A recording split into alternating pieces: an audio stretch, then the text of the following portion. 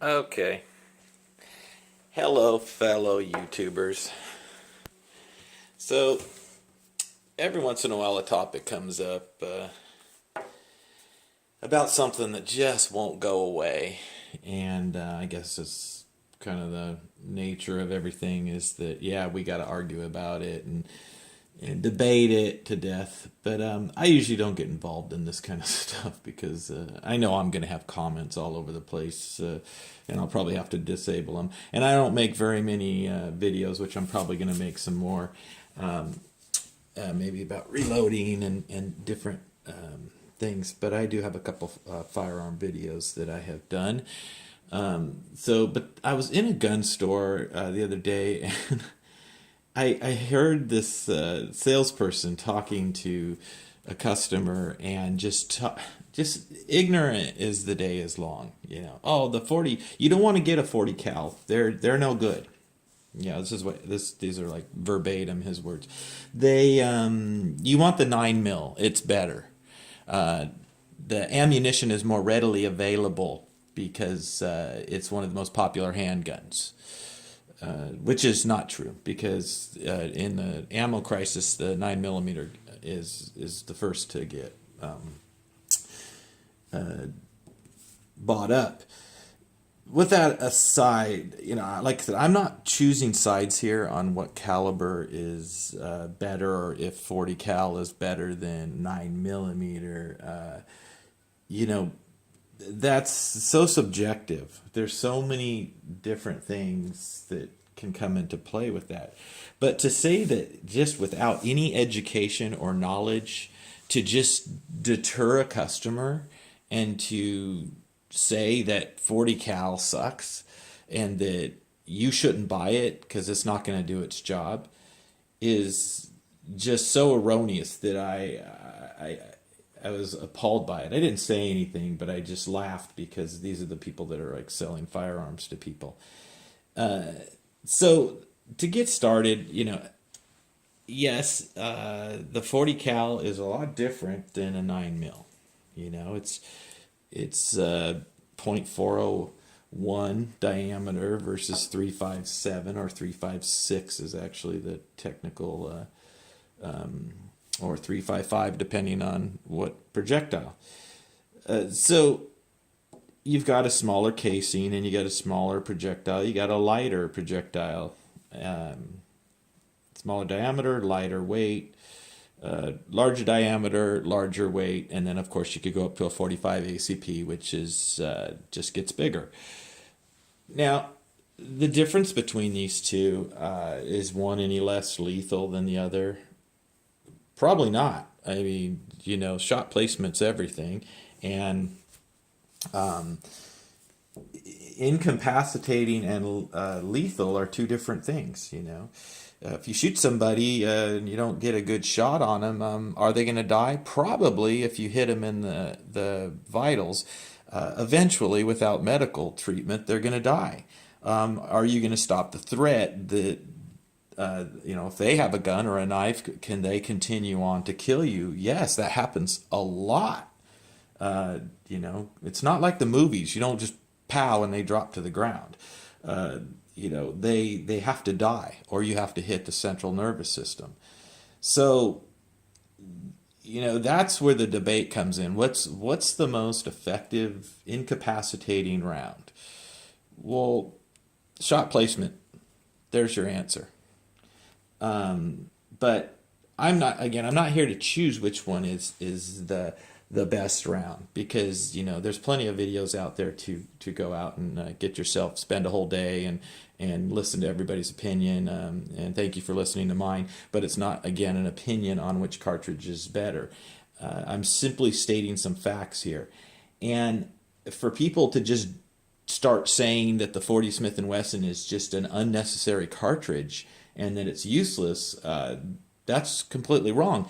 Because for that matter, if you're going to judge those two cartridges and you're going to say that this one's better or this one's better, it's 9 mil. Everybody likes a 9 millimeter. It's been around forever. And then you got the newcomer, the 40 Smith & Wesson, well, not so new, but fairly new. Certainly hasn't been around as long as the 9 millimeter. But it did get a lot of hype, and you know about the FBI thing and why they developed the cartridge. And well, you know, cartridges aren't always developed because they're the best cartridge in the world. They, yes, we're always doing different things to try and improve performance and such.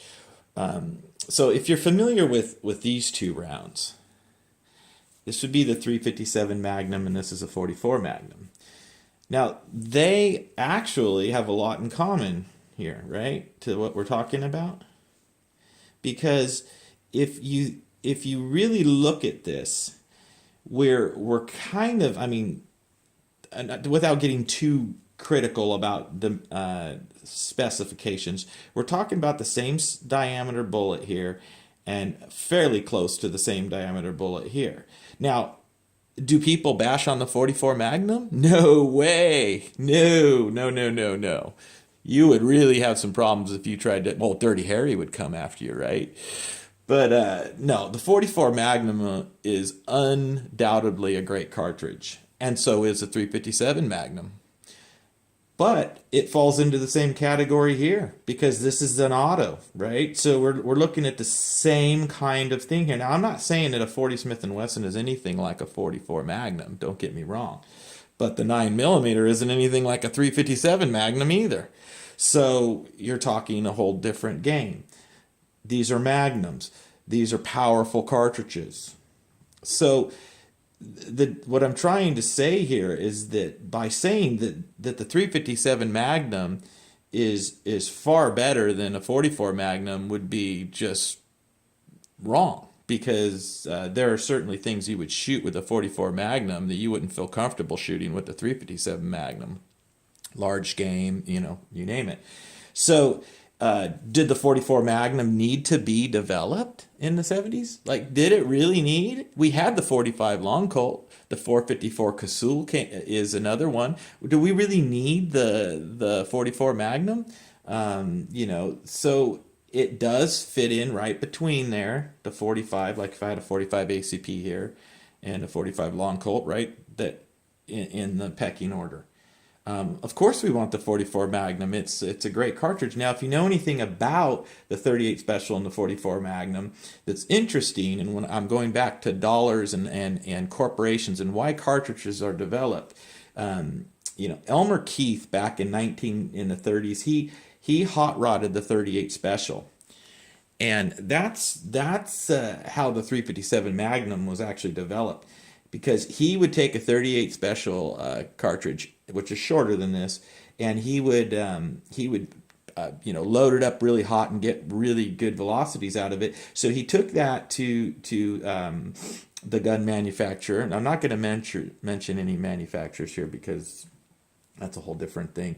But you know, the only reason this cartridge that was developed was because they could make a new gun now. They thought, well, we can't call it a 38 Magnum, because if you put a 38 Magnum in a 38 Special gun, it could blow it up. So we got to build a whole new gun. We can market all this, and guess what? We sell a whole new line of guns. This is kind of like the automobile. You know, hey, let's design a whole new car, right? So it's market share. So they get a new gun on the market. Well, that worked out so well, you know, that Elmer Keith, and I think he's great, and he's a pioneer, and the man blew up guns in his face, like testing this stuff to create these cartridges. Well, he did the same thing. If you're familiar, there's a 44 Special, right? That came first. He hot rodded it. He did the same thing. Bingo. Now we got the 44 Magnum. That's how those cartridges came about. So now we go back and we got the 9mm and the 40 Smith & Wesson. It's the same thing. I'm sorry, the diameters are different. This holds more powder. This is a heavier bullet. It goes, you know, they're similar in velocity, but when you say velocity similar, we got a heavier bullet, you got more energy. This has the 40 Smith & Wesson has a flatter trajectory than a 45 ACP, and it hits, you know, with similar energy. It's a good cartridge to bridge that gap. There's no doubt. So I've fired all these at the range, and I'll tell you, anybody that shot these, you shoot a liquid filled target with a 9 mil, and it blows up. You hit it with a 40 Smith and Wesson, it blows up harder. You hit it with a 44 Magnum, it disappears. The energy is there. Shoot the cartridge, you'll see it. Well, a lot of people complain the 40 Smith and Wesson, it kicks a little too much, and then you can't get your follow up shots. Okay, well, there you go. Now we're back into the debate of why and this and that. If you want a lighter cartridge, that doesn't recoil, shoot a 380, because for that matter, you can increase your capacity. With a 380, but are you compromising something? Yes. I carry concealed carry, so I'm gonna say most of the time I'm carrying 9 millimeter, unless I can carry something larger. So it dictates, what dictates it is like my clothing, the time of year, where I'm going. But if I can carry my 45 ACP, I'm carrying my 45 ACP if I can carry it comfortably. Sure, I want the extra, the energy is the energy. When it hits, it hits. If that wasn't the case, then and if I can carry my 40, that splits the difference. If it fits my mood or what I'm wearing at the time or where I'm going, then the 40 goes along. But I always try to get as much firepower as I can in the smallest package or the most comfortable, reliable package. Because if we're going with the philosophy that I don't like recoil and I want more capacity, so that's the only reason I'm going to shoot 9 millimeter, and it's better, it's a superior cartridge, then why don't we just go with that? The good old 22 long rifle. Yep. Lethal round. Very lethal round. If you don't think that round's lethal, you should go do some research. I saw a guy shooting it 300 yards through a roast that's wrapped with 8 layers of denim. At 300 yards, 22 long rifle still penetrated both sides. So you tell me whether or not you think that round's lethal. It's small. It's going to make a little hole. You better be accurate. You better get where, get it where it means it. But if you hit it in the central nervous system, it's over with. It penetrates very well. It's a fast round. It's traveling faster than most the 9 and the 40. Energy. It just doesn't have the energy. The kinetic energy is not going to be there when it hits. But hey, you could the capacity is almost endless, right? So you could put as many as fast as you could pull the trigger. So.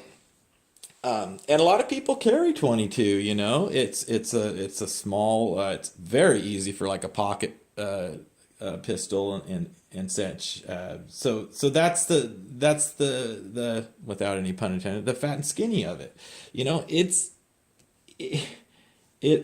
It all comes down to the circumstance. But saying that the 40 Smith & Wesson sucks is kind of like saying the 44 Magnum sucks and doesn't have any place. It's just bridging a gap, and if it's the gap that fits for you, and I mean, it's a fun cartridge to shoot. I reload, I shoot hundreds, thousands of rounds of all of these, and I like them all. And I think the 40 Smith & Wesson is a great personal defense round.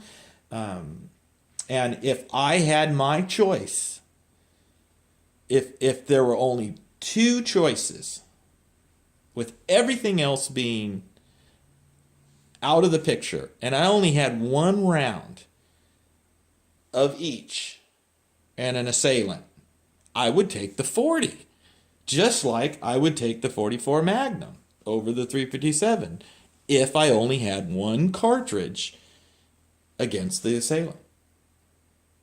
So hopefully that helps. Like I said, I'm not picking sides here. I think the 9mm is a super cartridge, and like I said, I use it for personal protection. I shoot it, I reload it, I have several firearms chambered in it.